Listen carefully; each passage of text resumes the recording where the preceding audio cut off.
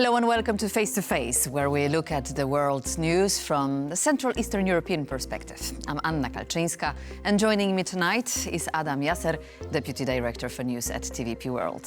Good evening, Adam. Good evening. Let me start by saying how happy I am to be sitting at this side of the table with you providing answers to my questions, because the world's getting complicated. And I was usurping your power in the last episode when I was sitting there. Poor substitute, poor substitute. Thank you so much. However, let's try to figure out what Donald Trump's aims at. The UK is out of line, but I think the one can be solved. The European Union, it's an atrocity what they've done. Donald Trump commented on the state of economic relations between US and its European partners. So hardly a day goes by without a shocking or staggering comment by the President of the United States. And we see now that America first leads most likely to America alone. But what does this mean for Eastern Europe and for Ukraine?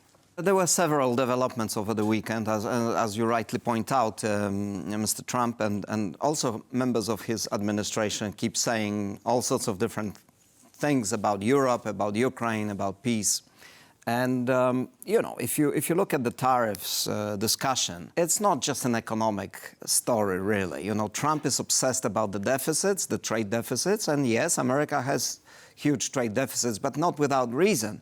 And this was America's doing. So saying that the Europeans are responsible for these deficits, of course, is not. And it's not really as big true. as he points out, right? No, because it's half of the figure. Yeah, he regularly gets numbers and details wrong. He was talking about the number of Russians who died during the Second World War. He confused that with the number of all people who died during the Second World War. But that doesn't matter. At the end of the day, he appears to be more aggressive and pushy towards allies in Europe and elsewhere than those countries that America traditionally saw as rivals and anniversaries. So this is big change. Now, the big question for Europe in all this is, regardless of whether this is just a negotiating tactic, as some people claim, on Trump's behalf, or whether he's serious and wants to impose huge tariffs on Europe, the real question is how Europe is going to react to it. And, can Europe find a way of sticking together without the American glue? Because this is inevitably heading towards greater isolationism, just as you said. Mm-hmm. So what could be the diplomatic options here on the part of European Union? Well, I think it centers on Ukraine, really. Trump... You remember we and other news organizations, we covered Trump's statement that if Russia doesn't sit at the table to negotiate peace, he's going to sanction Russia. And everybody was saying, okay, so Trump is finally applying pressure to Vladimir Putin. He wants a deal. He wants to do it quickly. He wants to deliver on his promise to finish this conflict quickly. But this weekend, he and his officials made several statements that undermined this pressure, because they actually started applying pressure to Ukraine. And Mr. Kellogg, his special envoy for Ukraine, actually delivered some remarkable statements that echo what Moscow is saying. So if this is their negotiating position, then in Moscow they must be cheering. Exactly. First of all, Keith Kellogg still hasn't made this famous trip to Kiev, nor to Moscow for that matter. So this is still somehow pushed away. We hear Secretary of State Marco Rubio and Keith Kellogg mentioned by you, which points to a certain fatigue, perhaps, on the part of U.S. administration. It's not a fatigue. They just don't care about Ukraine at the end of the day. And it's becoming clear. Rubio was talking about, he sort of almost got in there saying Ukraine is not really a state, which is exactly what the Russians and Russia's allies are saying. And Mr. Kellogg, linked suddenly the peace negotiations to the issue of elections in Ukraine, which is exactly what Moscow keeps repeating, because Moscow is trying to show Zelensky and his government as illegitimate. And the consequences for any peace negotiations of that can be tremendously bad for Ukraine, because it means that if there is a peace deal, and if Russia doesn't like it for some reason, they will say, oh, well, but we don't recognize the Ukrainian government. And, forcing Ukraine to hold elections now before, talking about elections in the context of peace talks, why is it even relevant? Totally absurd, we would say. It's conceding points to Moscow. Poroshenko said, this only rewards Putin. Exactly. So at the end of the day, no one in Ukraine, everyone in Ukraine realizes that sooner or later Ukraine needs to hold an election. But at the moment, the nation, all the opinion polls, all the surveys show that Ukrainians themselves do not want to vote in such circumstances. So for them, the priority is to maintain their independence, to maintain their sovereignty and their ability to determine their future. So if the US officials are negotiating, as you rightly point out, Mr. Kellogg didn't make a trip to Moscow. There is some reports that some unofficial contacts are being made. But at the end of the day, it seems that the US administration is mostly negotiating with itself at the moment. Exactly. So where does it lead us to? Because clearly we have seen some deadlock, at least, although we hear that various meetings are taking place and those discussions are actually going pretty well. That's what Trump told reporters yesterday. But does it, will it end in a Korean scenario where there is a certain status quo which is freezed, both countries without having achieved their goals, Ukraine under the being armed? Yes, under the circumstances, that would already be a significant victory for Ukraine, because it would allow Ukraine to pursue its political and big agenda of joining Europe, of becoming part of Europe. But this is not certain, because we don't see any sign that Mr. Putin is giving up on his core goals in all of this. Separating Ukraine from Europe, pulling back NATO's presence in Central and Eastern Europe, and getting America out of Europe. Because ultimately, this is what Mr. Putin wants. His objectives have not changed. He wants America out of Europe, he wants the European Union to be weaker, and he wants to deal on a big power basis with Germany, France, and possibly UK. This is his ambition, and this is how he is playing this. Of course, there's limit to what he can achieve, but the irony of all this is that at the moment it seems the American president is helping him with this agenda. So do you think that the US administration believes they can secure peace in Ukraine without the Europeans? Where do Donald Trump see its main allies, since he's not talking to anyone on that matter, apart from Mark Rutte? I think Trump is right that Europeans need to play a much bigger role in securing peace on the continent. The trouble is that he simultaneously seems to be undermining Europe's ability to do so by, for example, talking about these trade wars and berating the EU allegedly for, doing economic damage to America. So instead of saying, yes, you Europeans, you need to do more, and we want you to be primarily involved in whatever the peace settlement is with Ukraine, which would be absolutely legitimate. He's at the same time opening another front with the Europeans and with Canadians and with other US allies. So at the end of the day, as some analysts are saying, it looks like it's a bit of a chaos on the American side.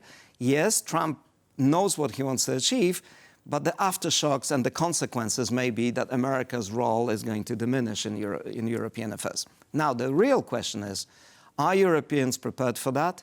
And no, they are not. Well, we don't know that. I mean, they seem to be doing a lot. There was a summit today of EU leaders talking about defense. The UK was present. Norway was present. So, things are afoot. If you look at some of these regional initiatives, such as the Nordic-Baltic initiative, clearly these countries realize that we're maybe close to a point where Europe cannot rely on America as much, that these divisions inside Europe are dangerous. So they are, your favorite expression, you actually use it a lot, the coalitions of the willing will take over. So, and this is existential for Central and Eastern Europe, because if indeed Russia's aim is to have the big power concert again in Europe, then it's bad news for the Nordics, it's bad news for Poland, for Central Europe. So the question is, can these countries do something? And the big elephant in the room, in my opinion, is, of course, nuclear deterrent. Because if Trump's approach is consistent, and if he continues on this path of withdrawing America from European affairs, the big question is whether America's nuclear deterrent for Europe under Article 5 of NATO Treaty is still valid. If the Europeans get a sense that it is not, then the question of obtaining nuclear deterrent for countries in our region will become again an important issue. Now let's turn to Germany. So the campaign has focused mainly on immigration issues. That is clear for everyone that this is number one. CDU under Merz's leadership accepted the support of the far-right AfD, right? To pass a motion on immigration, a motion that was lost, by the way. So it looks like Friedrich Merz wanted to get a cake cooked by AfD, but finally he lost both. He wasn't either backed enough to pass the motion that he really wanted, and also it triggered huge mass demonstrations, protests across Germany. So, fatal error? No, I don't think so. It's election time, so everybody's positioning, everybody's trying to win those few points, percentage points, to finish with as good a result as they can. An overwhelming majority of Germans thinks asylum rights, migration need to be curbed. And, you know, it would be absolutely silly for Mr. Merz to leave that field to AfD. So yes, he is, you could argue, hijacking part of the agenda. And yes, on the left, he gets criticized for it. But his voters and some of the voters that may need to choose between AfD and CDU, maybe he's winning credibility. Maybe. And of course, in 3 weeks' time, and I hate speculating about elections because, a week is a long time in politics. That's one of my favorite sayings. So we will see in just 3 weeks' time what happens. We'll have elections. At the moment, Mr. Merz is in the lead. AfD is still, roughly 10 percentage points behind in opinion polls. And the SPD is capitalizing on this upheaval, and their ratings are slightly improving. So even if we end up with another big coalition, Grand Koalition, as they say in Germany, of SPD, CDU with CDU in the lead, AfD will have no influence on power. And the fact that they may support this or that vote in parliament, well, this is democracy at work. The reverse logic would be for Mr. Merz, let's say, not to put forward proposals he believes in just because AfD is going to support them. That would be more of a sort of submitting his agenda to AfD than pushing forward. Some say that he was ideas. left with no choice, basically. Absolutely. But this gambit could also empower AfD. In what way? In the way that, in either way, Merz is incapable of pushing forward the policies that AfD is trying to push. But this is, we're jumping to a conclusion. We need to see the result of the elections. And on the other hand, the leftists are very critical of Merz now. And yes, but Scholz himself, current chancellor from the left, also promised tighter asylum laws and tougher stance on migration. I think at the moment, the consensus in Germany is that its previous policy towards migration is bankrupt. And the accents may be different. Some parties may be more radical. Some parties may be less radical. But the consensus in Germany is shifting. So we will see in 3 weeks' time. But the important thing is that unless the German government is sorted out in these elections, it will be very hard for Europe to tackle these other challenges, such as European unity, peace in Ukraine, and so on and so forth. And fortunately, it seems to me that the main players, except the AfD, they're all in agreement that Europe needs to stick together, that it needs to play a more important role on defense, and that it needs to secure a peace in Ukraine which is fair to Kiev. Protests in Serbia continue, and I can say with pride that our television was one of the few to cover and to grasp the essence of those protests, because it wasn't easy and understandable from the very beginning what was really happening there. Now, President Vucic seems to be aware of the seriousness of the situation. He granted asylum to, he granted pardon to some of the protesters, but these are still big cities, Adam. So my question to you is, does Vucic have anything to fear, or those protests will just burn out as they previously did? It's a million-dollar question, of course, but it's been 100 locations across Serbia, big cities, but also smaller cities. So it is unprecedented. The scale of these protests definitely are unprecedented during his time in power, so since 2012. And there seems to be so much momentum, and the students have discovered their power now, that it's not going to be easy to pacify them, I think. And I don't think it can stop. But it's also true that they still don't have political representation. And if there's no political representation, it's hard to talk about a political solution. So it may still be years before we see significant change in Serbia, but there is a chink in the armor of Mr. Vucic. He has shown himself to be vulnerable, and if these protests continue, then maybe a political representation will also emerge. It should, probably, as the demands raise, because it's not only faster elections now or some dismissals, but also... I was struck by a comment by a professor, former rector of the Belgrade University, Professor Popovic, who was in our studio, and she said, what the students want is a change in which the government functions. So they want accountability, and they want the president to stop assuming powers the Constitution doesn't warrant him. Because at the moment, it seems that constitutionally, it's the government and it's parliament that it's supposed to be in charge. So they want a change of system. Yeah, they want the return to the constitutional order where the government is in charge, not the president, who is mostly ceremonial under the Constitution. That's true. But the practice of the past 10 years is that Mr. Vucic is behaving as a sort of American or French president who can dictate policy, make all the key decisions, and so on and so forth. These should belong to parliament. And another, demand is for proper prosecutions of this incident in Novi Sad, where people got killed because a canopy at the railway station collapsed, killing 14 people. And they want proper investigation. They want to see justice working. But it's clear to me that by now this is not just justice for the victims of the tragedy, but it's becoming more and more politicized, this protest.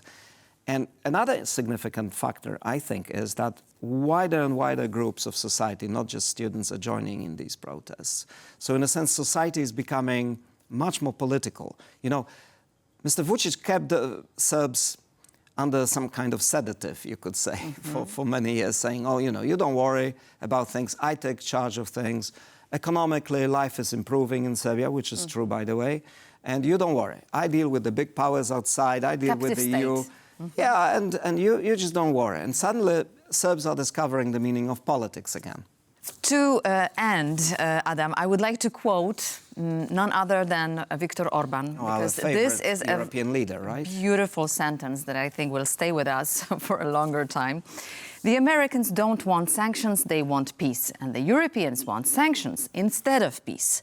The Americans want peace, and one of the ways to get peace is through sanctions. These are two completely different schools of thought. So is Viktor Orban disappointed with Donald Trump, or is he still sticking to his policy of balancing the two? No, I think in a sense he revealed how muddled his thinking is. But he may be actually right saying Donald Trump is not really interested in imposing sanctions on Russia, and he's probably right that Trump just wants a peace deal quickly and so that he can forget about Ukraine. Where Orban is wrong is not to appreciate that sanctions work, and the sanctions that Hungary approved again, extension of sanctions on Russia, they work, maybe not as much as some people would have hoped, but they do work.